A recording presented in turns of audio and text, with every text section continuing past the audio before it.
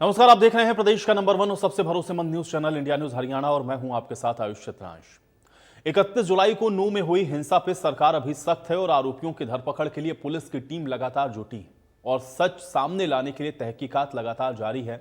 आखिर किसने मेवात को जलाने की कोशिश की, लेकिन जांच पड़ताल के बीच में हिंसा पर सियासत भी हावी है। विपक्ष न केवल सरकार को इस पर घेर रहा है बल्कि पुलिस प्रशासन की मंशा पर भी सवाल उठ रहे हैं। तो वहीं सरकार इस मसले पर राजनीति न करने की सलाह दे रही है। वो जो हैं वो सरकार में हैं, उनके पास इतने शस्त्रों के साथ वहाँ इतने बड़े जुलूस की परवानगी दी जाती है, तो किसने परवानगी दे दी?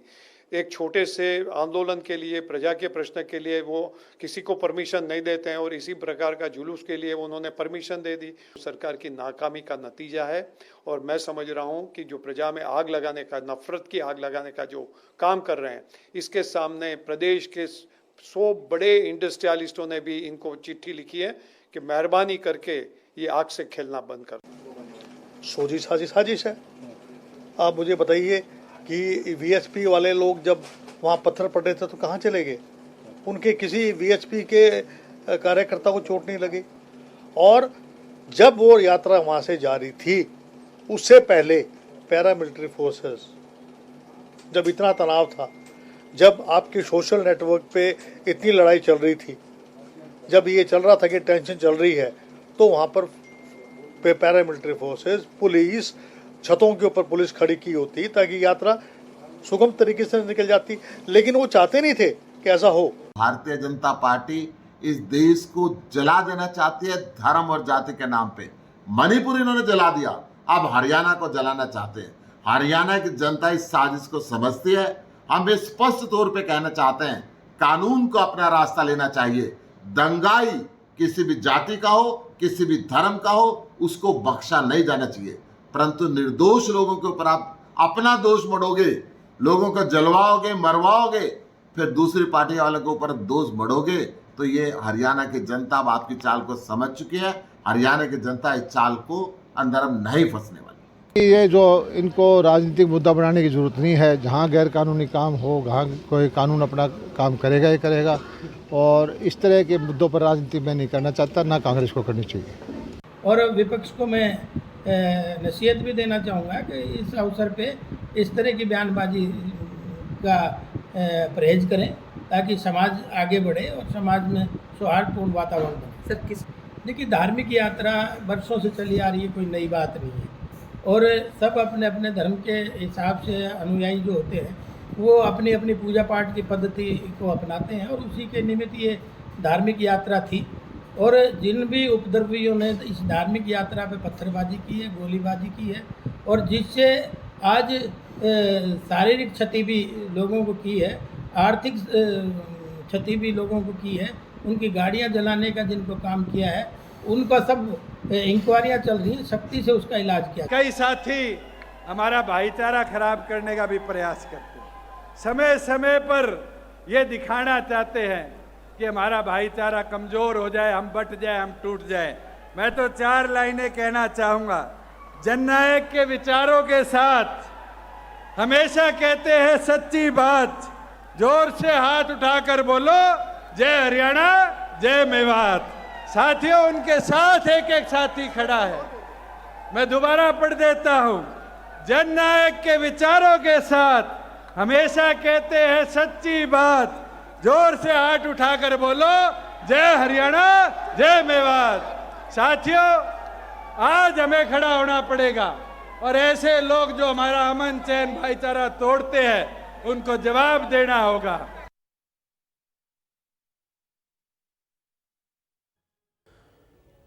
तो सभी की बातों को आपने अभी सुन लिया है, लेकिन सवाल अभी भी इसी बात का है कि आखिर नूंह में जिस तरह की घटना घटित हुई है उसके पीछे के कारण क्या रहे हैं, इसके लिए कौन जिम्मेदार है और कैसे इन उपद्रवियों के ऊपर लगाम लगेगी ताकि हरियाणा के अंदर दोबारा ऐसी स्थितियां न बने। ये सवाल सबसे महत्वपूर्ण है। लेकिन चूंकि अब इस तरह की जब स्थितियां बनती हैं तो जाहिर बात है कि उसको लेकर के सवाल उठने लाजमी है और वो सवाल विपक्ष अपने तौर पर उठा रहा है, सत्ता पक्ष अपने तौर पर उसका जवाब दे रहा है।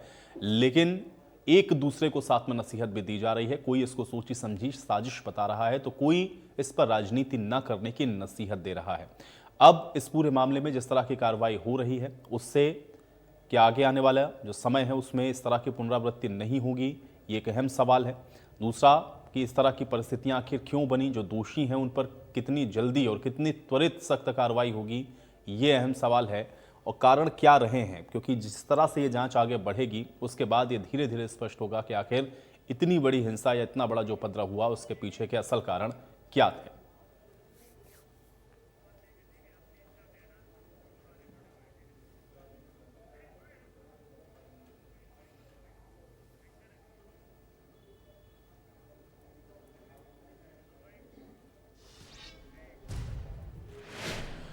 और चलिए अब आज की बड़ी बहस के सवाल हैं उस पर नजर डालते हैं, उसके बाद आज की चर्चा में आगे बढ़ेंगे। सवाल आज की बड़ी बहस का पहला यही है कि नूह में आखिर जो नफरत है वो किसने फैलाई। दूसरा सवाल यह है कि हिंसा पर जो सियासत हो रही है उससे किसका भला होगा। तीसरा सवाल यह है कि आखिर आग में घी कौन डाल रहा है। ये बहुत महत्वपूर्ण सवाल है, क्योंकि नूह हिंसा जिस तरह से हुई उसके बाद जो कार्रवाई हो रही है उसके बावजूद जिस तरह के स्टेटमेंट है उसमें आज ये समझने की जरूरत है कि आखिर इसको किस नजरिए से देखा जाए। सभी मेहमान मेरे साथ जुड़ गए हैं, पहले उनका परिचय आपके साथ करवाते हैं, उसके बाद आज की चर्चा में आगे बढ़ेंगे। प्रवीण अत्रे जी हमारे साथ जुड़ रहे हैं, भारतीय जनता पार्टी के प्रवक्ता हैं। प्रवीण अत्रे जी स्वागत है आपका चर्चा में। उमेश भाटी जी हमारे साथ जुड़े हुए हैं, जननायक जनता पार्टी के प्रवक्ता हैं। उमेश भाटी जी आपका भी स्वागत। वेद प्रकाश विद्रोही जी हमारे साथ जुड़ रहे हैं, कांग्रेस पार्टी के प्रवक्ता हैं। वेद प्रकाश विद्रोही जी आपका स्वागत। रजत पंजेटा जी हमारे साथ जुड़े हुए हैं, इंडियन नेशनल लोकदल के प्रवक्ता हैं। रजत पंजेटा जी आपका स्वागत। और राकेश भड़ाना जी हमारे साथ जुड़े हुए हैं, आम आदमी पार्टी के प्रवक्ता हैं। राकेश भड़ाना जी आपका भी स्वागत है। प्रवीण जी आपसे चर्चा की शुरुआत करते हैं सबसे पहले, क्योंकि जिस तरह से ये पूरी घटना घटित हुई और उसके बाद कार्रवाई भी आप लोग लगातार कर रहे हैं, लेकिन सवाल पहले दिन से ही विपक्ष का यह है कि ये पूरी तरह से सोची समझी साजिश थी और जानबूझकर किस तरह की घटना को अंजाम दिया गया है, ये आरोप विपक्ष लगातार लगा रहा है। कैसे इसको देखा जाए प्रवीण जी? देखिए आयुष भाई, पहली बात तो ये है कि जिस तरह से सरकार ने सख्ती से कार्रवाई की, एक बात तो निश्चित मान के चलिए कि जो लोग इस तरह का षड्यंत्र या जो लोग इस तरह का उपद्रव करते हैं, इस स्थिति में उनको लाके खड़ा कर दिया जाएगा कि भविष्य में वो इसकी कल्पना करने से भी डरेंगे। लेकिन आयुष भाई, मैं शुरुआती पैकेज में मैं देख रहा था, कांग्रेस के प्रभारी दीपक बावरिया और कैप्टन अजय यादव, मैं हैरान था। वो ये कह रहे थे कि जुलूस को इजाजत किसने दी और क्यों दी। पहली बात तो दीपक बावरिया जी को यह बताना बहुत जरूरी है कि साहब ये जुलूस नहीं था, ये ब्रजमंडल यात्रा थी। यात्रा और जुलूस के अंतर को अगर कांग्रेसी समझ लेंगे तो मुझे लगता है कि इस तरह की ऊट पटांग सवाल नहीं खड़े करेंगे। और ये कोई पहली बार नहीं निकल रहा था, पिछले 3 साल से ये यात्रा निकलती थी। लेकिन बड़ा सवाल ये है कि इन विपक्षी साथियों को इस यात्रा के अंदर जिन लोगों ने उपद्रव किया या जिन लोगों ने हिंसा की, उनके लिए इनके पास कोई सवाल नहीं, उनके लिए ये कोई बात नहीं करेंगे। लेकिन ये सवाल और बात किसके साथ करेंगे? जो इस ब्रजमंडल यात्रा में शरीक हो रहे थे, शामिल हो रहे थे। ये बड़ी विडंबना की बात है। लगातार ऐसी राजनीति, सरकार सख्त कदम उठा रही है। सरकार ने जो अवैध कब्जे थे जब उनको हटाना शुरू किया, एनक्रोचमेंट को तोड़ना शुरू किया, उसके ऊपर सवाल उठाने शुरू कर दिए। उपद्रवियों के खिलाफ एफआईआर दर्ज करके गिरफ्तारियां करनी शुरू की, उस पे ऊपर सवाल खड़े करने शुरू कर दिए। मतलब आप हैरानी देखिए, हमारे विपक्षी मित्र किनके पक्ष में आके खड़े होते हैं, किनको डिफेंड करते हैं? जो लोग कानून तोड़ते हैं। अगर कोई व्यक्ति अवैध कब्जा किए हुआ है, उसने भी कानून तोड़ा। किसी ने एनक्रोचमेंट किया हुआ है, उसने भी कानून तोड़ा। कोई अगर दंगा करता है तो वो भी कानून तोड़ रहा है। बिल्कुल, लेकिन प्रवीण जी फिर इसके साथ सवाल ये जुड़ जाता है कि जब इस तरह की घटना एक तो घटित हो गई, पहला तो ये है कि ये घटना घटित क्यों हुई, क्योंकि जिम्मेदारी जाहिर बात है प्रशासन की है और आप लोग सत्ता में है तो शासन की भी है। लेकिन सवाल ये है कि घटना घटित होने के बाद ही ये क्यों दिख रहा है कि वहां पर अवैध तरीके से इंक्रोचमेंट था या अवैध अतिक्रमण था, उसके आधार पर आप लोगों ने बुलडोजर की कार्रवाई शुरू की। जाहिर है फिर आपने मौका दिया कि विपक्ष बोले इस विषय को लेकर के भी। नहीं आयुष भाई, जहां तक एनक्रोचमेंट और अवैध कब्जों की बात है, उनके मामले में तो पहले भी प्रशासन स्पष्ट कर चुका है कि पहले नोटिस दिए जा चुके हैं, वो तो पहले से चल रही प्रक्रिया है। लेकिन यहां पे 2 महत्वपूर्ण चीज है। सरकार ने एक बड़ी साजिश को मात्र 4 घंटे में कंट्रोल किया, इसके ऊपर चर्चा करने की आवश्यकता है। जिस तरह से एक साजिश रची गई, जिस तरह से उपद्रव करने का प्रयास हुआ, उसको सरकार 4 घंटे के स्पैन में कंट्रोल कर लेती है, उसके ऊपर बात नहीं करना चाहते मित्र। लेकिन जिस तरह से अगर हम ये बात करते हैं कि कांग्रेसी विधायक जो है वो एक ट्वीट करता है, ट्वीट के अंदर वो उकसावे वाली भाषा लिखता है, उससे पहले वो विधानसभा के अंदर जो बयान देता है उसमें उकसावे वाली भाषा का प्रयोग करता है, एक चशमदीद की जो चशमदीद ने एक एफआईआर दर्ज करवाई है उसमें आम आदमी पार्टी के एक नेता का नाम आ जाता है, जिसके खिलाफ एक चशमदीद गवाह, मतलब जिसने अपनी आंखों से देखा, वो पुलिस को जानकारी देता है। जब हम इन बातों की बात करते हैं तो विपक्ष चुप्पी साध लेता है, उस पर विपक्ष बात ही नहीं करता कि ऐसा क्यों था कि कांग्रेसी विधायक इस तरह की भाषा का प्रयोग कर रहे थे। और वो कांग्रेसी विधायक एक चैनल के इंटरव्यू में ये भी कह रहे हैं कि साहब मैं अकेला नहीं कह रहा था, मेरे साथ जो दूसरे वाले कांग्रेसी विधायक है वो भी तो यही बोल रहे थे, तो मेरा अकेले का नाम क्यों ले रहे हो। आप समझिए, मतलब उन्होंने ये भी बताया कि ये भाषा मेरी अकेले की नहीं थी, मेरे दूसरे साथी कांग्रेस वाले की भी थी। तो जहां इस तरह के लोग राजनीति में हो या जो हमारी विपक्षी पार्टियां हैं उनमें अगर इस तरह के लोग होंगे तो स्वाभाविक है कुछ सवाल जनता के मन में भी उठते हैं और जनता उन सवालों आपने क्योंकि कांग्रेस का नाम लिया, मैं जवाब लेता हूं। वेद प्रकाश विद्रोही जी, जो बात प्रवीण जी कह रहे हैं उसका जवाब दीजिए। आयुष जी, आपको, भाई प्रवीण जी को, भाई रजत पंडेता जी को और भाई भाटी जी को और आपके दर्शकों को और राकेश भडाना जी को मेरा नमस्कार। देखिए, आपने उप मुख्यमंत्री जी, मुख्यमंत्री जी, गृह मंत्री जी और गुड़गांव के सांसद, अगर आप इन चारों के बयान देखेंगे तो इनके बयानों से ही अपने आप में बात आती है कि साजिश थी और जो श्रद्धालु थे वो अपने साथ हथियार लेकर गए थे और दोनों समुदायों के पास अवैध वसला था, जिसकी वजह से ये दुर्भाग्यपूर्ण घटना हुई। अब प्रवीण जी कह रहे हैं कि 4 घंटे में इन्होंने कर दी। अरे भैया, जब आपने हिंसा भड़काई थी तो काबू भी आपको ही करनी थी। ये हिंसा होती ही नहीं यदि आप सीआईडी की रिपोर्ट पे काम करते। और हालत अब ये हो गई है, हमारे गृह मंत्री जी तो पल्ला झाड़ रहे हैं, वो तो कह रहे मेरे से मत पूछो, मुख्यमंत्री से पूछो। मेरे पास तो सूचना भी सुरेंद्र जैन ने दी थी, प्राइवेट व्यक्ति ने, सरकार ने तो मेरे को घटना के 2 घंटे बाद सूचना दी है। तो जब ये हालत हो जिस गृह मंत्री की, तो आप अंदाजा लगा ली स्थिति क्या होगी। ये कह रहे हैं कि बावरिया जी ने सवाल उठाया, ये क्या सवाल उठाया उसकी चर्चा नहीं करेंगे, केवल सवाल की कह रहे हैं। वो ये कह रहे हैं कि भाई जो यात्रा के अंदर जो हथियार लेकर गए थे, जो उसकी अनुमति क्यों दी, वो सवाल हथियारों को लेकर है। अब ये तो साबित है कि भाई दोनों तरफ से हिंसा हुई है और दुर्भाग्यपूर्ण हुई है। नहीं, लेकिन विद्रोही जी, प्रवीण जी का कहना था कि यात्रा और जुलूस में अंतर होता है, ये समझ लें पहले आप। वो कोई बात नहीं, वो भाषा का गुजरात के हैं, जुलूस कह दिया होगा उन्होंने, वो मैं मान लूंगा उनकी बात, मैं सहमत हूं। यात्रा और जुलूस में फर्क होता है, वो देख भाषा का फर्क होता है। हमारे प्रधानमंत्री जी कई बार ऐसी भाषा बोलते हैं, अगर मैं कहूँ आपसे तो आपको आश्चर्य होगा। ग्रांट को वो क्या बोल रहे थे, वो आप बोलोगे महिलाओं के सामने तो आपका सर शर्म से झुक जाएगा, क्योंकि उनकी गुजराती भाषा है, मैं उसको अन्यथा नहीं लेता। तो ये जो अलग अलग राज्यों के जो लोग हैं उनकी भाषा अलग अलग होती है, आप उसी संदर्भ में देखिए। इस संदर्भ में छोटी छोटी बातों को लेंगे तो प्रधानमंत्री ने तो राजस्थान में ऐसी भाषा प्रयोग की है जिस पर आप बात भी नहीं कर सकते। कांग्रेस के विधायकों को लेकर के भी आरोप लगाए प्रवीण जी ने। मैं उस पर आ रहा हूँ, मैं उसी पर आ रहा हूँ। अब कांग्रेस के विधायकों पर जो आरोप लगा रहे हैं वो भी गलत लगा रहे हैं। वो विधानसभा की बात है, ये बातें विधानसभा में हुई थी, किस संदर्भ में हुई थी सब जानते हैं कि भाई मोनू मानेसर को सरकार प्रेशर दे रही थी, 2 लोगों की हत्या हुई थी, राजस्थान पुलिस को धमकियां मिल रही थी, मानेसर गांव में धमकियां दिलवाई कि राजस्थान पुलिस आएगी तो उसको मार देंगे, और राजस्थान पुलिस आई तो हरियाणा पुलिस ने उसके खिलाफ मुकदमे भी दर्ज करे। ये ऐतिहासिक तथ्य है।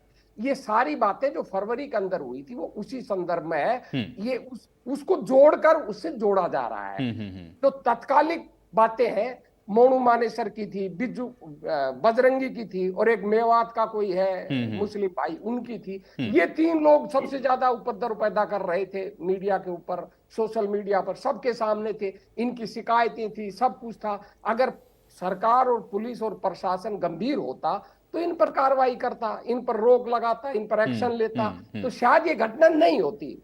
और दूसरी बात, जो बुलडोजर न्याय की बात कर रहे हैं, बुलडोजर न्याय की तो बात ही नहीं होनी चाहिए। बुलडोजर न्याय का मतलब है कि आप मौलिक अधिकार और संविधान का न्यायालय पर प्रश्न चिन्ह पैदा कर रहे हैं। सरकार का काम अपराधी को बुक करना है और न्यायालय का काम दंडित होने का है। हम एंक्रोचमेंट का विरोध नहीं कर रहे। आप इस समय बुलडोजर न्याय एंक्रोचमेंट के नाम से लगा रहे हो, वो आप अपनी विद्रोही जी बात सही है आपकी, इसीलिए मैंने सवाल पूछा भी था कि टाइमिंग, अगर टाइमिंग ऐसी है तो आप जाहिर बात है कि आप सवाल उठा रहे हैं, उस पर उसका जवाब भी प्रवीण जी ने दिया। पूरी लाइन हो जाती सर। आप उस सांप्रदायिक उन्मादी राजनीति को आगे बढ़ाने के लिए इस समय बुलडोजर का प्रयोग कर रहे हैं। अगर आप आगे पीछे करते एंक्रोचमेंट हटाने के लिए, कोई आपका विरोध नहीं करता। अगर आप ईमानदार होते। ठीक है विद्रोही जी, मुझे लगता है एक एक करके आपने सारे काउंटर किए हैं, मैं अभी फिर से दोबारा से उनसे जवाब लूंगा। उमेश भाटी जी, जो घटना घटित हुई, क्या आपको वाकई में लग रहा है सोची समझी साजिश है? क्योंकि विपक्ष बार बार ये कह रहा है कि ये सब सोचा हुआ था, प्री प्लान था। देखिए, जो घटना घटी उस घटना की निंदा हम शुरू से करते आ रहे हैं, और इस तरह की घटनाएं जो है सभ्य समाज को शोभा नहीं देती। हिंसा किसी भी बात का जवाब नहीं है, वो चाहे दोनों तरफ से बात कर रहा हूं मैं, हिंसा कोई जवाब नहीं है। कोई भी चीज है, कोई बात है, अगर कुछ गलत लग रहा है किसी की तरफ से, तो उनको हम रख सकते हैं पुलिस के सामने, कहीं भी हम जो है ना, जैसे विधानसभा में मामन खान ने जो बात उठाई थी वहां पर, हालांकि उनका जो तरीका था वो वहां पे गलत था, और जिस तरीके से उन्होंने बात को वहां पे रखा उस पटल पे, वो तरीका उनका गलत था, और वो हो सकता है कहीं ना कहीं वहीं से एक शुरुआत जो है वो हो चुकी थी। और मेरा खुद का मानना एक चीज है, और हमारी पार्टी का भी मानना ये है कि कट्टरपंथ जो है वो कहीं ना कहीं चीजों को खराब करता है, वो कहीं से भी हो कट्टरपंथी, क्योंकि कट्टरपंथी कहीं भी जो है समाज को जोड़ने का काम नहीं करते, कट्टरपंथी जो है हमेशा समाज को तोड़ने का काम करते हैं। और आज आपने जो है, अभी आपके सामने चैनल पे आप दुष्यंत चौटाला जी की आपने बाइट चलाई है, और उस बाइट में क्लियरली दुष्यंत चौटाला जी ने जो मैसेज दिया है कि हम मेवात को हरियाणा से अलग नहीं समझते, मेवात भी हरियाणा का उतना ही बड़ा हिस्सा है, उतना ही बड़ा परिवार है, जितना के एक हम बोलते हैं एक हरियाणा एक हरियाणवी एक, उसी तरीके से उस हरियाणवी के अंदर मेवात के लोग भी आते हैं। वो मेवात के लोग हमसे अलग नहीं है, ये कोई भाईचारा हमारा कोई नया नहीं, बहुत पुराना भाईचारा है। और हमेशा से, जब ये 3 साल से जिस तरीके से अत्रे साहब ने बताया, 3 साल हो गए इसको निकलते हुए, जो हमारे धार्मिक जो रैली वहां पे जो निकली, धार्मिक जो शोभा यात्रा वहां पे निकली, ये पहली बार ऐसा हुआ है। अगर पिछली बार आप देखेंगे या उससे पिछली बार 3 साल से ये यात्रा इसी तरह से निकल रही थी, तो इस बार ऐसा क्या हो गया, किस तरह की परिस्थितियां बनी? आयुष जी, मैं यही बता रहा हूं कि अगर पिछली बात करें, अगर पिछले साल की बात करें, उससे पिछले साल की बात करें, तो दोनों बार में अगर वहां पे शोभा यात्रा निकली है, तो वहां पे पानी पिलाने का काम मेवात के लोगों ने किया है उस शोभा यात्रा को। उस शोभा यात्रा का स्वागत जो है पूरे तन मन से जो है, और धन भी साथ में कहें तो मेवात के लोगों ने स्वागत किया। लेकिन पहली बार ऐसा हुआ तीसरे साल में आकर, कहीं ना कहीं ये कट्टरपंथियों की जो घुसपैठ हुई, उसकी वजह से पूरा जो एक माहौल था, जो प्यार भरा माहौल था, वो खराब हुआ। ऑडियो वीडियो जो वायरल हुई, शुरुआत मैंने बता दिया, शुरुआत मामन खान से जो वहां से शुरुआत हुई, वहां से वो चीजें बढ़ती चली गई, और वो इतनी बढ़ती चली गई कि दोनों तरफ से वीडियो आनी शुरू हो गई। और कहीं ना कहीं इस बात को हम लोग भी मानते हैं कि कहीं ना कहीं चूक उसमें रही।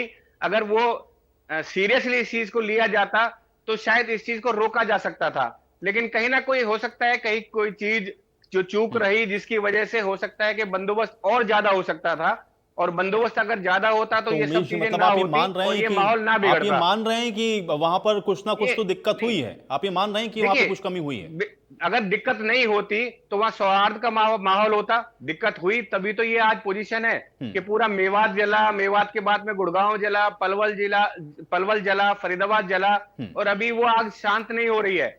इतना सब होने के बावजूद भी कहीं ना कहीं कुछ उपद्रवी लोग कहीं ना कहीं जाके किसी दुकान को आग लगाते हैं, और ये दुकान जो जल रही है, ये आम आदमी की दुकानें जल रही है, जिसका उन लड़ाई से कोई लेने देना नहीं है, उन झगड़ों से कोई मतलब नहीं है उनका। सरकार आपकी है, प्रशासन आपका है, क्या था क्या चक्कर था उपद्रवी अगर इस तरह से हावी होते रहेंगे भाटी जी, तो फिर तो आप लोग मौका दे रहे हैं भाई, विपक्ष तो लाजिमी है फिर इस तरह के सवाल उठाए। देखिए, साफ बिल्कुल शब्दों में कहा गया है सरकार की तरफ से, चाहे वो किसी भी जाति विशेष का हो, लेकिन कोई भी अगर गलत है तो उसको छोड़ा नहीं जाएगा। बिल्कुल जीरो टॉलरेंस है। कोई भी, आपने देखे कितनी जल्दी सरकार ने उस चीज को वहां पर कब्जा किया, और किस तरीके से वहां पर जो है शांति बनाने की कोशिश की।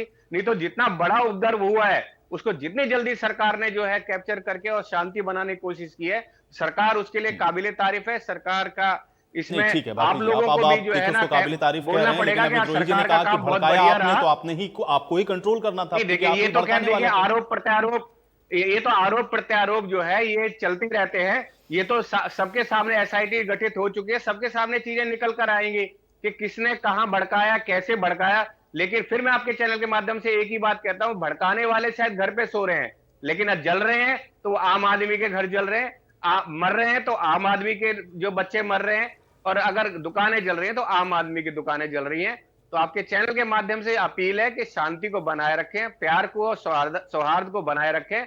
और आप एक बात देखिए, इस बात को आप भी जानते हैं कि अगर आप आज 30 साल पहले या 40 साल पहले की बात करें तो मेवात में कृष्ण लाल, श्याम लाल, रामलाल, ये नाम हुआ करते थे मेवातियों के। तो ये कोई हम में से ये अलग नहीं है कोई कि अलग से कहीं से आ गए हो। ये तो ये प्यार और ये मोहब्बत का जो माहौल है, ये हरियाणा संदेश के आपने अंदर अच्छा दिया है, बस ये है कि बन के लोगों तक रहना ये चाहिए। मैसेज सही तरीके से कन्वे हो जाए और इस तरह की स्थितियां ना बने। ठीक है लाइन बोलूंगा, पंजेटा जी, अगर मैं आ रहा हूं विद्रोही जी, एक सेकंड आपकी एक सेकंड बहस कोई विद्रोही जी, सार्थक विद्रोही जी, का हुआ, विद्रोही, अभी आपकी पंजेटा बहस जी का के समय, लिए। विद्रोही जी। केवल एक लाइन मैं ये कह रहा हूं, दंगे इसलिए नहीं फैले कि जो हमारे गांव के कृषक समाज के लोग हैं पूरे हरियाणा के, वो लठ लेकर खड़े हो गए संघियों के खिलाफ कि अगर दंगे करोगे। अरे विद्रोही जी, हम तुम्हें विद्रोही जी, पीटेंगे। ये सरकार ने जो माहौल सरकार ने जिस तरह से पूरे कंट्रोल हरियाणा किया में है, तो नहीं आप लोगों ने फैला, तो पूरी कोशिश रोका है की। सर। आप लोगों ने तो जमीनी जलाने का पूरा धरातल पर प्रयास जाकर किया। देख लो, आप किसान मामन खान वर्ग- चलिए ठीक है, अब वेद प्रसाद विद्रोही जी, देखिए आपको एक लाइन बोलनी थी, देखिए उसमें देखिए और लोग भी हैं, अभी एक सेकंड आ रहा हूं मैं आप लोग के पास आ रहा हूं, अपने अपने तर्क आप लोग तैयार रखिए, आराम से जवाब दीजिएगा एक दूसरे को। ठीक है, अभी पंजेटा जी, अभी पंजेटा जी, अभी रजत पंजेटा जी, विद्रोही जी बात आ गई एक बार मामन खान, प्रवीण जी, प्रवीण जी, प्रवीण जी, जो लोग भड़काने रजत वाले, पंजेटा जी, जो लोग उकसाने वाले, रजत वो यहाँ पंजेटा बैठ के भाषण जी, दे आ रहे रहा हैं। हूं सर। प्रवीण जी, प्रवीण जी, थोड़ा सा इंतजार करें, आप अपने समय में बात मामन करें। खान ने अपना पंजेटा जी, वीडियो डिलीट किया। अभी पूछिए एक बार पंजेटा जी। इनसे। विनम्र निवेदन अत्रे जी, एक मिनट, मेरा समय शुरुआत भी नहीं हुई अभी तो। देखिए आयुष जी, पहले तो इन्होंने कहा कि सरकार ने 4 घंटे में सब काबू कर लिया, तो इनको शायद मालूम नहीं है उसकी जो आगे रेपोकेशंस हुई। एक इमाम को, एक मस्जिद को इन्होंने उसके बाद आग जला दिया, उसकी हत्या हो गई, 150 गाड़ियां जल गई, स्कूल आगे बंद रहे।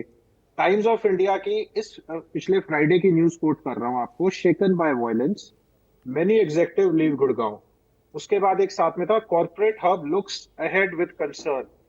आगे इस और मुझे लगता है जैसे उमेश भाटी जी ने बहुत ही स्पेसिफिकली बड़ा क्लियरली बताया, उसके बाद मुझे नहीं लगता कि यहाँ बैठे डिबेट में या कोई भी आपके दर्शक है उनको जरा सी भी आशंका इफ एंड बट रह जाएगा। उसके बाद इन्होंने कहा 3 साल से, अत्रे जी ने भी 3 साल कहा, 3 साल नहीं पिछले 2 साल निकली है, ये तीसरा साल था, ये कंफर्म किया है नल्लड़ के पुजारी ने।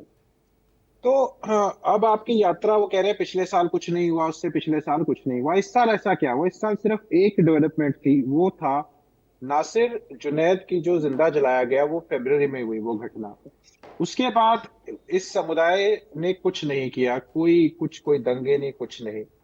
उसके बाद एक वारिस नाम के लड़के की भी ऐसे ही कस्टडी में, उसकी कस्टोडियल डेथ थी, वो भी एक जांच का विषय है। तो अगर कुछ होना होता फेब में होता, मार्च में होता, अप्रैल में है, सारा ही चला गया। अब तो काफी 6-7 महीने हो गए हैं, बल्कि यात्रा भी निकली है पिछले 2 साल, उनमें भी ये कह रहे हैं कुछ नहीं हुआ। तो इस साल सिर्फ एक डेवलपमेंट थी और उसकी इनपुट जो थी वो हरियाणा सरकार के पास थी। 2 एसएचओ हैं, एक तो सीआईडी इंस्पेक्टर विश्वजीत हैं, उनका स्टिंग आया। एक और इंस्पेक्टर है जिन्होंने कहा मैं इनको जानता हूं, पर्सनली जानता हूं, इनके अंदर कानून का कोई डर नहीं है, अपने आप को कानून से ऊपर मानते हैं। वो सीआईडी के थे या पुलिस के थे, उन दोनों के अवेलेबल है सोशल मीडिया पे। तो जब सरकार को इतना कुछ पता था, इनपुट थी, हो सकता है, और बड़ा इत्तेफाक हो सकता है, इत्तेफाक हो एसएसपी का छुट्टी पे जाना। अगर कल को इनकी सरकार नहीं रहती और इसकी कोई हाई लेवल सीबीआई से या सिटिंग जज से इसकी जांच होती है, डीजीपी की रिटायरमेंट है, आपको पता है, उनकी एक्सटेंशन के ऊपर प्रश्न चिन्ह है, एक्सटेंशन का क्या है। उसके बाद यानी सरकार के पास इतनी इंटेलिजेंस इनपुट तो थी। अब कटघरे में कौन खड़ा होगा? जिम्मेवारी किसकी है? गवर्नमेंट की है। आपके पास इनपुट है, आप उस यात्रा को रोक सकते थे, आप धारा 144 लगा सकते थे, आपको पता था। और इनके जो मंत्री हैं राव इंद्रजीत सिंह, उन्होंने एक बड़ा इंपॉर्टेंट क्वेश्चन उठाया कि यात्रा के अंदर हथियार लेकर कौन जाता है, तलवारें लेकर कौन जाता है। अब यात्रा में देखिए आयुष जी, आप जैसे मेरे जैसे बेचारे जिनको कुछ पता नहीं है, और महिलाएं बच्चे जा रहे हैं, और उसके अंदर उस यात्रा का माहौल खराब करने के लिए कोई बिट्टू बजरंगी, मोनू मानेसर जैसे उड़दंगी, जिनका काम है सिर्फ राजनीतिक रोटियां सेकना, क्योंकि वो बजरंग दल से, जो कि भाजपा का ही एक आगे आउटफिट है, उसकी ब्रांच है, वो उससे बिलोंग करते हैं। अगर आप जाके ऐसी हरकतें करोगे, इनपुट पहले ही है, ऐसा नहीं है गवर्नमेंट के पास इंटेलिजेंस की इनपुट नहीं है। आपने क्योंकि देखिए आयुष जी, अगर हम कोर इश्यू को एड्रेस नहीं करेंगे ना, तो ये चीजें, ये हुड़दंगी लोग कराने में बार बार काम होते जाएंगे और बाद में प्रश्न चिन्ह लगा दिया जाएगा। एक ये वर्ड यूज करते हैं, हाँ, विपक्ष राजनीति कर रहा है, बड़ा सुंदर सा। कोई भी है कि मैंने देखा है भाजपा में, एक जब से मैं डिबेट कर रहा हूँ, हर चीज का ठिकड़ा विपक्ष राजनीति कर रहा है। मैं तो कई बार डिबेट भी मैं सोचता हूँ मैं क्या कहूँ और क्या ना कहूँ, करने वाले सारे ये लोग हैं लेकिन हम जिम्मेवार हैं जैसे हम सरकार चला रहे हैं। उसके बाद मैं स्वागत करता हूँ माननीय हाईकोर्ट का। माननीय हाईकोर्ट ने भी, मैं गलत नहीं, माननीय हाईकोर्ट ने इनकी जो ये कार्रवाई है बुलडोजर वाली, उसको गलत मानते हैं, उस पर स्टे लगाने का काम किया, जो कि बहुत स्वागत के लायक है। देखिए, कहीं पे इनजस्टिस का घड़ा भर जाता है ना आयुष जी, मैंने एक जगह पहले भी कहा था, बहुत कहते हैं उम्र लग जाती है एक छोटा सा आशिया बनाने में। और ये जो जिनको निर्दयी लोग हैं राजनीतिक, जिनको रोटियां सेकनी होती हैं, वो जरा सा भी वक्त या तरस नहीं खाते उनकी बस्तियां जलाने में या उजाड़ने में। तो एक ही बात है, उजाड़ दी है, जला दी, उनके पास नहीं है, झुग्गियां भी नहीं है बेचारों के पास। तो ये तो पूरे देश का, मणिपुर से अगर हम स्टार्ट करें, या दिल्ली वाला एक बयान था, इनके दो सेंटर के मिनिस्टर थे, एक मिनिस्टर थे अनुराग ठाकुर, जो उन्होंने बयान दिया था, बयान उन्होंने दिया, फलस्वरूप क्या हुआ, वहां पे दिल्ली में निर्दोष लोग मारे गए, निर्दोष लोगों की दुकानें चली, वहां पे ऐसे दंगे हुए। देखिए आयुष जी, जनता को गहराई से इस बात का अध्ययन करना पड़ेगा कि परवीन अत्री जी का पेन जितना मर्जी हिले, आपको इस बात पे, उनकी बातों पे नहीं आना है। आपको ये देखना है कि इस यात्रा से पहले केवल इसलिए आप झूठ बोल रहे हो, जितना भी ऐसे हाथ करे, मैं भी करूंगा, इनके सामने हाथ ही जोड़ देता हूँ। तो उस यात्रा से पहले हरियाणा का माहौल क्या था, उस यात्रा के बाद फलस्वरूप क्या हुआ। भाटी जी बैठे मुस्कुरा रहे हैं, बड़े भाई हैं भाटी जी, मेरे साथ डिबेट पे थे 2 दिन पहले। आज ये मेवात को जय मेवात कर रहे हैं। इन्होंने मुझे डिबेट में ये कहा था कि मेवात के दर्शकों को, सबको, मेवात के हर घर में AK-47 है, मिनी पाकिस्तान कह दिया है। आज बैठ के सुर बदल गए, क्योंकि नहीं, गलत बात है, मैंने ऐसा कुछ नहीं बोला। नहीं, देखिए, गलत कोट मत करिए आप। अब पता नहीं, उस डिस्कशन में मैं नहीं था, इसलिए मैं भी, मुझे नहीं पता कि क्या कंटेस्ट अभी पंजेटा जी ने दिया, लेकिन ठीक है चैनल पे है पंजेटा जी। लेकिन आपकी बात का लब्बो-लुबाब ये है कि सरकार के पास अगर इनपुट्स थे तो सरकार को इस पर पहले से ही संजीदगी से सोचना चाहिए था। मैं इसका जवाब ले लूंगा। अभी राकेश भड़ाना जी, ठीक है, ठीक है। नहीं, उमेश जी, आपने अपना एतराज हटा दिया, और मैं भी इसलिए कह रहा हूं क्योंकि मैं उस चर्चा में नहीं था, इसलिए मैं नहीं जानता कि किस कंटेस्ट में बात ये पंजेटा जी ने कही।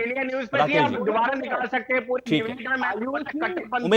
उमेश जी आऊंगा, आप अपने समय में उसका, आप अपने समय में क्लैरिफिकेशन दे दीजिएगा। एक सेकंड, अभी राकेश जी, प्रवीण जी ने कहा कि कुछ आम आदमी पार्टी के नेता भी इसके अंदर संलिप्त थे, और अब आप लोग आरोप लगा रहे हैं कि देखिए सरकार की नाकामी है। भड़ाना जी, मैं ये कहना चाहता हूँ कि जो हुआ वो गलत हुआ, परंतु आज पूरा देश जानता है कि इस षड्यंत्र को रचने वाले कौन है। बीजेपी को हरियाणा के लोगों ने पूरी तरीके से नकार चुके हैं, और बीजेपी समाज को बांटना चाहती है और नफरत फैलाना चाहती है। पूरा देश जानता है कि आज कौन सी पार्टी है जो लोगों को आपस में लड़ाना चाहती है। दूसरी बात, जिस दिन ये दंगे हुए उस दिन 100 से ज्यादा पुलिस वाले मुख्यमंत्री जी ने VIP ड्यूटी का एक बहाना लगा के और मेवात से बाहर भेज दिए गए। तीसरी बात कि मैं पूछना चाहता हूं कि SP की उस दिन छुट्टी क्यों कर दी गई और क्यों उन्हें छुट्टी दे दी गई। और एक सबसे जो अहम बात है वो ये है कि इनके गृह मंत्री कहते हैं कि मुझे तो कुछ जानकारी नहीं थी, परंतु इनके CID जो है उन्होंने 10 दिन पहले ही बता दिया था, मुख्यमंत्री को अपडेट कर दिया था, क्योंकि CID मुख्यमंत्री को सीधा अपडेट करती है कि यहाँ दंगे हो सकते हैं। तो मुख्यमंत्री जी ने ये 10 दिन पहले जब पता था तो ये फाइल छुपा के क्यों रखी, या आगे उनको गृह मंत्री को क्यों नहीं बताया? क्योंकि भारतीय जनता पार्टी चाहती थी कि ऐसे दंगे हो, क्योंकि आज पूरे प्रदेश में जो हालात भारतीय जनता पार्टी के, भारतीय जनता पार्टी जा रही है, लोगों ने पूरी तरीके से पिछले जो 9 साल में इनके कार्य उनको नकार दिया है। तो रही बात, ये कहते हैं कि आम आदमी पार्टी के एक नेता की बात आई है, तो हमारे जो सीनियर नेता, चाहे अनुराग ढांडा जी है, चाहे सुशील गुप्ता जी है, उन्होंने कल प्रेस कॉन्फ्रेंस करके कह दिया कि जांच होनी चाहिए, और जांच हो और जो दोषी है उनको सजा मिलनी चाहिए। परंतु जो जावेद है, हमारी पार्टी के नेता है, वो यहाँ से 100 किलोमीटर दूर थे, और उन्होंने अपनी वीडियो भी, उन्होंने अपने जो टोल से वो निकले वो भी, और सारी फोन की लोकेशन भी पुलिस को दे दी गई है। परंतु भारतीय जनता पार्टी इसका ठीकरा विपक्ष पे फोड़ना चाहती है, क्योंकि इनके खुद में तो ऐसा कुछ रहा नहीं कि जिससे हरियाणा के लोगों को जवाब दे सके या हरियाणा के लोगों के सामने आ सके। अभी भाटी साहब कह रहे थे, अपने में मुख्य बन रहे थे कि 4 घंटे में हमने पूरी तरीके से स्थिति को कंट्रोल कर लिया। अगर 4 घंटे में आपने स्थिति को कंट्रोल कर लिया होता तो इतना बड़ा दंगा कैसे होता? और जब सरकार को पता था कि ऐसे दंगे होने वाले हैं तो सरकार ने उसके पुख्ता इंतजाम क्यों नहीं किए? क्योंकि भारतीय जनता पार्टी खुद ही तो ये सब काम करा रही है। पर मैं तो सीधा हमारी पार्टी की तरफ से ये बात कहना चाहता हूँ कि षड्यंत्र के पीछे भारतीय जनता पार्टी का पूरा एक हाथ है। पूरे भारतीय जनता पार्टी षड्यंत्र को रचा है। चलिए ठीक है, आप निष्कर्ष पर भी पहुंच गए। आपने तो फैसला भी सुना दिया, बीजेपी ने ही करवा दिया। ठीक है, मैं जवाब लेता हूं। एक सेकंड और एक बात और कहना चाहता हूँ कि तब से 31 तारीख से और आज तक बिट्टू बजरंगी पे क्या कार्रवाई हुई, मानू मानेसर पे क्या कार्रवाई हुई? कुछ कार्रवाई नहीं। भारतीय जनता पार्टी तो अपने हुई सरकार की बड़ाई। चलिए, नहीं आपने तो सीधे तौर पे कह ही दिया ना। आपने तो कहा कि ये बीजेपी ने करवाया। ठीक है, मैं जवाब लेता हूँ। प्रवीण जी, एक तो अगर आपके पास इनपुट्स थे तो फिर उस तरीके से आप लोगों ने उसको संजीदगी से क्यों नहीं लिया, और दूसरा ये है आप लोगों ने ही करवाया। देखिए, ऐसा है आयुष भाई, कुछ लोगों ने ना ये विचार बना लिया कि वो जितना मर्जी झूठ बोले शायद जनता उनके झूठ पे विश्वास कर लेगी, और कुछ महाशय तो चैनल पे बैठ के खुले में खुला झूठ बोलते हैं। अब मैं बताता हूं, एक एक करके बताऊंगा। पहले आईएनएलडी के प्रवक्ता ने एक झूठ बोला कि हाई कोर्ट ने स्टे लगा दिया जो एनक्रोचमेंट को हटाया जा रहा था। अब जो प्रवक्ता इतना बड़ा झूठ बोलेगा चैनल पे बैठ के, तो बताइए आप उसका क्या कर लेंगे? हाई कोर्ट ने कोई स्टे नहीं लगाया। हाई कोर्ट ने सरकार से पूछा कि नियमों के तहत ये एनक्रोचमेंट हटाने का काम हो रहा है, ये जो बुलडोजर की कार्रवाई चल रही है, सरकार अपना जवाब हाई कोर्ट को देगी, उसके बाद माननीय हाई कोर्ट तय करेगा। पहली बात, कोई स्टे नहीं लगा, इस बात को समझना पड़ेगा। दूसरी बात, एसपी छुट्टी पे क्यों चला गया उस दिन? 22 तारीख को सुपरिटेंडेंट ऑफ पुलिस अपनी छुट्टी पे जाते हैं और ये इंसिडेंट होता है 31 तारीख को, 9 दिन बाद। लेकिन यहां बैठ के झूठ बोला जा रहा है कि उस दिन एसपी छुट्टी पे क्यों चला गया। एक भाई ने उससे बड़ा झूठ बोला कि साहब मुख्यमंत्री ने वीआईपी ड्यूटी पे लगा। अरे इनको चुप कराइए, इनको चुप कराइए, इनकी आवाज म्यूट कीजिए, लगे बोलने। नहीं, जब आप बोल रहे थे तो सब लोगों ने सुना, इसलिए अभी आप भी सुनिए। नहीं भड़ाना जी, ऐसे नहीं, सुनिए पहले, सुनिए। अब देखिए, एक और इनका बड़ा झूठ कि मुख्यमंत्री ने उस दिन वीआईपी ड्यूटी लगा के पुलिस कर्मियों को मेवात से बाहर भेज दिया। कौन सी वीआईपी मूवमेंट थी उस दिन मेवात में भाई? सबसे बड़ी बात, सरकार ने भाई इनको चुप करिए, इनको चुप करिए, बीच में डिस्टर्ब करेंगे। नहीं, बड़ा नहीं, सुनिए। बाकायदा सरकार की तरफ से सरकार ने, अरे भाई अब इनको आयुष भाई यादव इनको चुप करवाइए। अब ये डिस्टर्ब जानबूझ के करते हैं, लोगों की मोड ऑफ ऑपरेंडी है ये। सरकार ने बाकायदा बताया कि हमने यात्रा के साथ 10 कंपनीज को तैनात किया हुआ था, लगभग 900 हमारे पुलिसकर्मी यात्रा के साथ तैनात थे, और सरकार विद इन 4 आवर इसलिए कंट्रोल कर पाई क्योंकि जैसे ही ये दंगों का काम शुरू हुआ, जो बाहर से अतिरिक्त पुलिस बल जो है वो वहां पे विद इन टाइम पहुंचे, जो सरकार ने पहले से अरेंजमेंट रखे हुए थे। अब देखिए, झूठ के एक बात बताता हूँ, कांग्रेस के प्रवक्ता क्या बोलते हैं।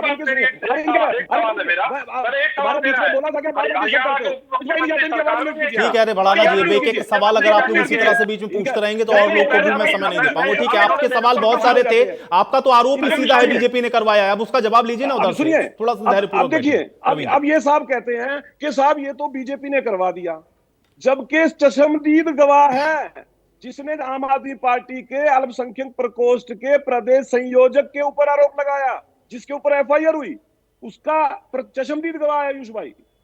अब जहां आम आदमी के पार्टी के नेता पे उसके ऊपर आरोप है, गवाह है। दूसरा, कांग्रेस पार्टी के प्रवक्ता क्या कह रहे थे यहाँ पे कि जो मामन खान है उसने तो विधानसभा में बोला था।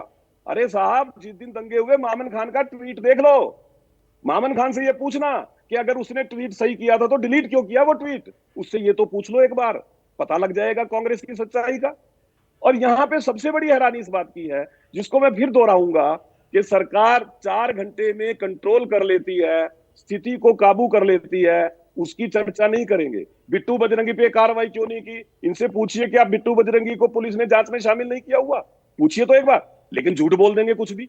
लेकिन मोनू मानेसर पे कार्रवाई क्यों नहीं की? भाई मोनू मानेसर की वो वीडियो मैंने भी देखी है, आयुष भाई आपने भी देखी होगी। उस वीडियो में तो कुछ भी आपत्तिजनक नहीं है, तो उस वीडियो को आधार बना के कैसे कार्रवाई हो जाएगी? और आईएनएलडी के प्रवक्ता 2 कदम आगे चले गए। वो कहते हैं कि साहब नासिर और जुनेद की जो हत्या हुई, इस समुदाय ने कोई दंगा नहीं किया, मतलब इनके हिसाब से दंगा करना चाहिए था, लेकिन फिर भी दंगा नहीं किया। हैरानी होती है इन लोगों की बातें सुन के। आपको ये सब दिखता है, लेकिन आपको ये नहीं दिखता कि उपद्रवी मंदिर पे गोली चला दे रहे हैं, उपद्रवी जो है साइबर थाने पे अटैक कर रहे हैं, उपद्रवी गाड़ियां जला रहे हैं, वो आपको नहीं दिख रहा है। नहीं तो प्रवीण जी, उपद्रवियों के पक्ष में तो कोई भी नहीं खड़ा ना प्रवीण जी। यहाँ तो सबने कहा कि जो दोषी है उस पर आप कार्रवाई करिए, लेकिन अगर इस तरह से फिर आप सांप्रदायिक रंग अगर इन किसी चीजों को या घटनाओं को देंगे तो जाहिर है फिर आप उनको भी मौका देंगे कि वो इस तरह के काउंटर करें। देखिए आयुष भाई, अगर आप क्वेश्चन करते हो तो आपका क्वेश्चन ये बनता है कि साहब जो ये दंगे हुए हैं, जिन लोगों ने गोली चलाई है मंदिर पे या साइबर थाने पे, उन लोगों के पास हथियार कहां से है? इसकी बात का जवाब दे सरकार। सवाल तो ये बनता है, लेकिन ये क्या कहीं पे किसी के भी पास किसी ने मस्जिद को जलाया या किसी ने मंदिर को जलाया प्रवीण जी, सवाल ये है कि ये हुआ कैसे? एक सेकंड प्रवीण जी, बेसिक सवाल ये है कि दोनों तरफ से लेकिन हुआ क्यों, आखिर क्यों हो गया? हाँ देखिए, इस बात का जवाब देता हूँ, मैं बता रहा हूँ। अब देखिए, मैं बता रहा हूँ, अब देखिए, अगर मार्च के अंदर कांग्रेस का एक विधायक विधानसभा में खड़े होकर खुल्लम खुल्ला धमकी देता, वो जनप्रतिनिधि, आयुष भाई, जनप्रतिनिधि जब कोई बात बोलता है उसका असर पड़ता है, ऐसा नहीं है कोई बिना असर के चला जाता है। तो फिर वही विधायक अपनी अरे सुन तो लो पहले, वही विधायक अपनी फेसबुक पे एक दिन पहले पोस्ट डालता है, वही विधायक फिर एक ट्वीट करता है, उसके बारे में सवाल क्यों नहीं पूछा जा रहा? इस बात का सवाल क्यों नहीं पूछा जा रहा कि ट्वीट पे ये लिखने वाला व्यक्ति कि मैंने आपकी लड़ाई विधानसभा में लड़ी है, मैं आपकी यहाँ लड़ाई यहाँ पे भी लड़ूंगा, मैं आपके साथ हूं, इस बारे में सवाल क्यों नहीं पूछा जा रहा? विद्रोही जी, तो इसके बारे में पूछना चाहिए। विद्रोही जी जवाब देंगे, इसका तो जवाब विद्रोही जी देंगे। आदमी इतना सही कर रहा है, ठीक है, तो उसने अपना ट्वीट डिलीट क्यों किया? ठीक है, विद्रोही जी जवाब दीजिए, विद्रोही जी जवाब दीजिए। देखिए, पहली बात तो यह है, कांग्रेस का बड़ा फर्म स्टैंड है, यदि मामन खां कहीं भी इस साजिश में शामिल है या वो जिम्मेदार है, उसकी जांच करो, हमें कोई आपत्ति नहीं है। और मुख्यमंत्री जी भी, गृह मंत्री जी भी, डीजीपी भी और एसपी नू भी कह चुके हैं कि मामन खान का वीडियो भी एसआईटी जांच के घेरे में है। हमने कभी विरोध नहीं किया, जरूर करो, और वो दोषी है तो कार्रवाई करो। दूसरी बात, अगर मामन खां का वीडियो जो ये बता रहे हैं विधानसभा का वो गलत था, तो विधानसभा का मास्टर कौन है? वहां तो मेरा और कानून का तो कोई हक चलता ही नहीं। वहां आपको पता कानून का हक नहीं चलता, नहीं चलता, वहां केवल स्पीकर का चलता है। इसलिए तो मामन खान ने बोला। हाँ, मैं यही कह रहा हूँ, सुन तो लीजिए, स्पीकर का चलता है। अगर वो गलत था, स्पीकर हटा सकते थे, स्पीकर ने नहीं हटाया। क्यों नहीं हटाया सर? इसलिए नहीं हटाया, वो और कंटेस्ट में कहा गया है, उसको आप केवल एक कंटेस्ट में 2 लाइन लेकर आप उसको क्या हटा सकते थे? नहीं विद्रोही जी, क्या हटा सकते थे? सुन लीजिए सर, सुन लीजिए जो कार्रवाई लाइव चल रही है, सवाल का जवाब दे रहा हूं।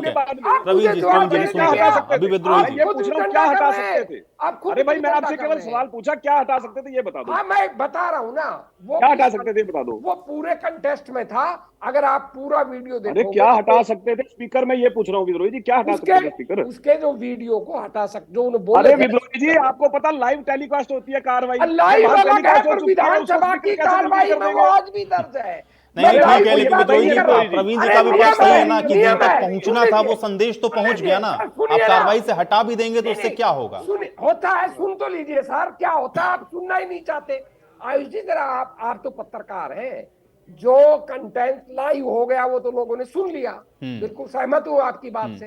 पर लाइव होने के बाद अगर विधानसभा स्पीकर या लोकसभा या राज्यसभा स्पीकर उसको कार्रवाई से निकाल देते हैं तो वो बिल्कुल ही खत्म हो जाता है। आपको पता है वो कार्रवाई में है, आपको प्रयोग नहीं कर सकता, आपको नहीं कर सकता, ये नियम है, नहीं कर सकता। कभी स्पंज हो गया था। अरे स्पंज नहीं हुआ था, स्पंज होता तो कहीं भी प्रयोग नहीं हो सकता था। अरे कैसे नहीं हो सकता था भाई, जो लाइव चली रही वीडियो आप सोशल मीडिया पे कैसे? चलिए प्रवीण जी, एक सेकंड, ठीक है, आप पत्रकार बेकार बात कर रहे हो विद्रोही जी, आप बेकार बात कर रहे हैं, लाइव हो गई। ठीक है प्रवीण जी सुन लीजिए, भाई विद्रोही जी की बात को सुन लीजिए। विद्रोही भाई जी, आप पत्रकार हैं, आप मुझसे ज्यादा जानते हैं कि जो कार्रवाई से निकाल दिया जाता है उसको कहीं भी प्रयोग नहीं किया जा सकता, न कोई चैनल प्रयोग कर सकता है, न फेसबुक या उस पर प्रयोग किया जा सकता है। दूसरी बात, बशर्ते कि वो आदमी सामने खुल्लम खुल्ला कहे बाहर के, मैंने बोला था आप करो ना, उसमें कार्रवाई किसने रोका नहीं नहीं ठीक है, लेकिन बाद में देखिए ठीक है, चलिए अगर हम उस वीडियो से भी बाहर आ जाए, ट्वीट तो है ना, ट्वीट डिलीट कर दिया गया बाद में। अरे ट्वीट, चलिए ट्वीट का क्या हुआ, वो ट्वीट का क्या हुआ, वो क्यों बोलने तो जब तो बोलूं, चलिए प्रवीण जी भाई बोलने दीजिए, बोलो देते नहीं हो। मैं एक बोलो जवाब दे रहा हूँ। जो उसका ट्वीट था वो दंगों के बाद था, और दंगों के बाद करने के बाद मामन खान को ये एहसास हुआ होगा। सुन लीजिए, आप गलत कह रहे हो, दंगे होने के बाद। अरे आप चेक कीजिए ट्वीट, अरे चेक कीजिए ट्वीट के टाइम को, उसका स्क्रीनशॉट है। फेसबुक ट्वीट पहले का है और ट्वीट बाद का, दोनों मत। आप हमेशा झूठ बोलते हो, असत दंगों के बाद का ट्वीट क्यों किया? अगर असत नहीं बोलता। फेसबुक मैं बता रहा हूँ, सुन लो जब तो बताऊं मैं, सुनने को तैयार नहीं हो। हाँ बोलो। मामन खान ने दंगों के बाद वो ट्वीट कर दिया। मामन खान को लगा कि तूने गलत कर दिया, बिल्कुल गलत था, मैं सहमत हूं आपकी बात कि दंगों के समय अगर ऐसे ट्वीट किए जाएंगे वो आग को भड़काने के काम करते हैं, इसलिए उसने हटाया। तो अच्छा फेसबुक पोस्ट करता था। फिर भी मैं कह रहा हूं, कांग्रेस पार्टी की तरफ से अधिकृत रूप से कह रहा हूं, अगर मामन खान की भूमिका कोई गलत है, आप करिए जांच, दीजिए दंड, हमें कोई जांच चल रही है, उसके लिए निश्चित कोई आपत्ति नहीं है। पर मैं आपसे पूछना चाहता हूँ, अच्छा फेसबुक पोस्ट के बारे में बता दो विद्रोही जी, सर को आप कब का था? आप तो यहाँ के हैं नहीं, मैं तो यही कहूँ, मानेसर का आधा गांव मुझे जानता है और आधे गांव वालों को मैं जानता हूँ। फेसबुक पोस्ट के बारे में बता दो। सुन लीजिए, मानेसर का जो बिलासपुर का थाना पुलिस के अंदर है मानेसर में, उसको पता है मोनू मानेसर का है। एसएचओ ने खुद कहा है कि हमने मोनू मानेसर को कहा भाई तुम नहीं जाओगे। अरे जब उसको पता था तभी तो कहा होगा। अरे तो उसका क्या लेना देना इससे? वो वांटेड है। अरे मैं ये पूछ रहा हूँ भाई, हम आप उस वांटेड को के दंगे की बात कर रहे हैं, 6 महीने से। अरे तो उसके लिए राजस्थान पुलिस। चलिए ठीक है, अब आप लोग के आरोप प्रत्यारोप के बीच में चर्चा मैं यही समाप्त करूंगा। शुक्रिया आप लोग का समय निकालने के लिए, चर्चा का हिस्सा बनने के लिए। तो आप देख रहे हैं कि आरोप प्रत्यारोप दोनों तरफ से हैं, लेकिन सवाल अभी भी इस बात का है कि जिस तरह की घटनाएं घटित हुई या जिस तरह की परिस्थितियां बनी, आखिर इसके लिए जिम्मेदार कौन है और कैसे निष्कर्ष पर पहुंचेंगे और कैसे इस तरह की घटनाओं पर रोक लगाएंगे, ये देखना बहुत महत्वपूर्ण होगा। तो लगातार आप देख रहे हैं कि हालांकि इस पर जो कार्रवाई है वो की जा रही है, लेकिन ये जो कार्रवाई है वो अब कहां जाकर के रुकेगी और किस तरीके से इस तरह की घटनाओं पर अंकुश लगाया जाएगा, ये आने वाले वक्त में तय होगा। आज बड़ी बहस में मेरे साथ फिलहाल इतना है।